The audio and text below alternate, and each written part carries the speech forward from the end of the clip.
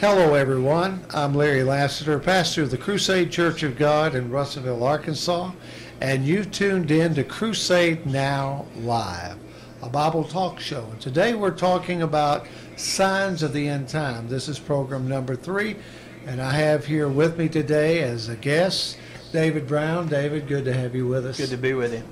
And so we've been talking for the last 2 programs about significant signs that we are now living in the last days. So before we go on with this program, I'll ask David to give us a recap of what we've been talking about the past 2 programs. Right. Well, we picked up our conversation. We looked in Daniel. It was chapter 7, I believe. It talked about knowledge and transportation increasing. And there's never been a time like now for the thousands of years that we can look back to where man has had the capability that he's had. We can traverse the entire globe in a matter of hours. And for thousands of years of recorded history, that simply wasn't a possibility. Amen. And yet it's occurred in the very recent past. Within the last 100 years or so, there have been these quantum leaps in terms of transportation. Incredible. And knowledge is the same way.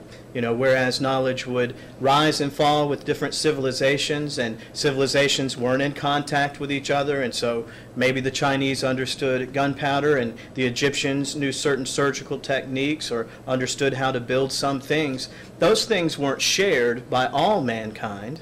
That's right. And now, with the advent of the internet, frankly, anybody can know everything about anything in just a moment. It's amazing.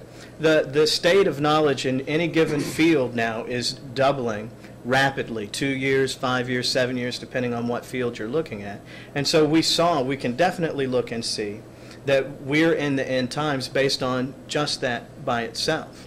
Now, you know, we understand that Daniel chapter 2, Daniel chapter 7 speaks of 4 world-ruling empires that would arise, that would be significant, beginning with Nebuchadnezzar and Babylon, which was followed by the Medo-Persian Empire, which was followed by Alexander the Great and the Greece Empire, and which was followed by Rome.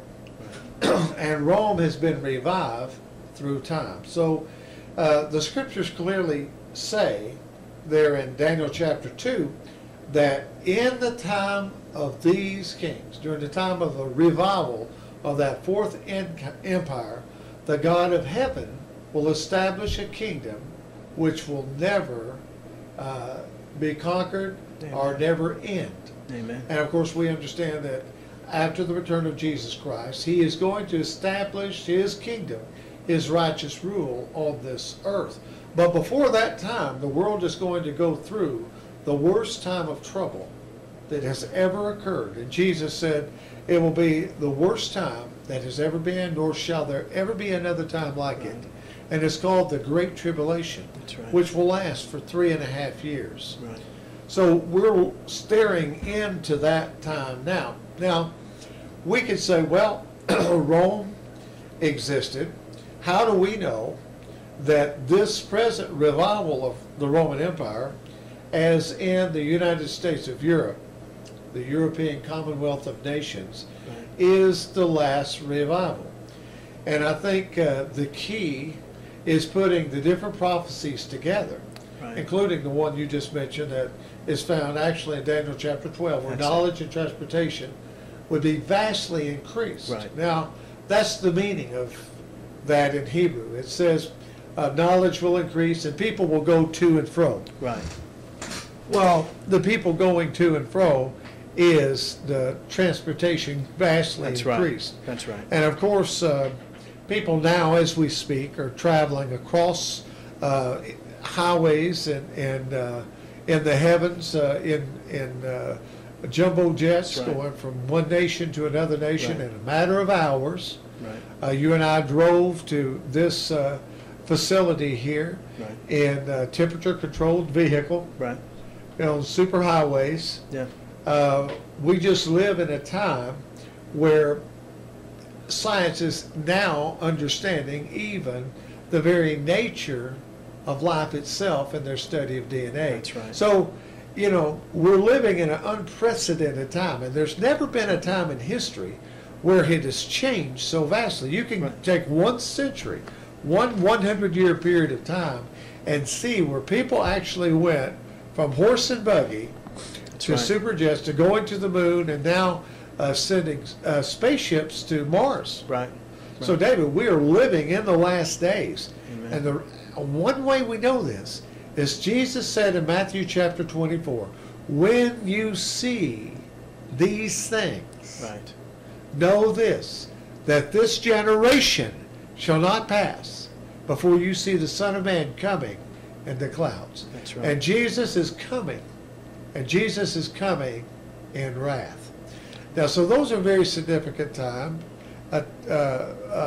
Signs. signs Amen. that are different than any other time that we've ever lived in. That's right. So, also Jesus said in Matthew 24 that if he had not come back, he's speaking as if That's it has right. already happened, Right. declaring the end from the beginning.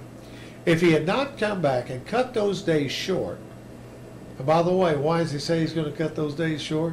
For the elect's sake. For the sake of the elect, which Amen. are the saints of God.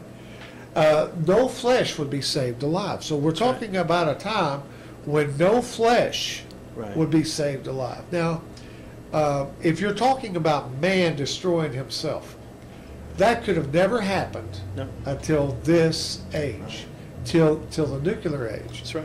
to the age where we had the ability to actually destroy the whole earth That's right. multiple times over Right. by splitting the atom. Right. And also germ warfare. Now, there's Absolutely. always been pestilences, pandemics. Right. Those things have come and gone. We had the Black Death in Europe. Right. We've had the flu pandemic, I think, that happened here back in the 20s, I believe it was. 1918. I think. 1918.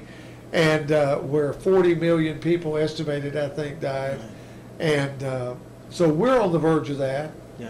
Centers for Disease Control says it's not a matter of if, but just when Right. we're going to suffer another pandemic. Because now we have super new and improved That's germs. right. Yeah. That's You right. see, so this is a time like no other time in history, a time when man has the ability to actually destroy himself. Right. And God will have to step in and intervene. Right. Now, you mentioned a little bit about the Tower of Babel. Right. God had to step in then because there was nothing that they would not be able to do. Right. And of course, God knew that what they would be doing, they would mean for good, but it would turn into evil, probably even to the point where they would probably destroy themselves before the time, you think? Well, yeah, I think you can see man's self-destructive nature. Just a quick trip through the scriptures will show, that man has been warlike from the time of Adam and Eve's fall. Less than 300 years. Well, we're talking about the very first son. I mean, Cain slew Abel. Amen. And so there was a murderous spirit That's right. that was there in mankind. And yes, if God had not stopped man's own self-destructive bent, then it would not have been possible for him to fulfill his plan. Genesis 1:26, God makes plain he's building a family. That's what he says, that he made us after his pattern, in his image and in his likeness. And we know Romans 8 tells us that there are going to be many sons and daughters, so to speak, brought to glory into God's family. And so in his wisdom,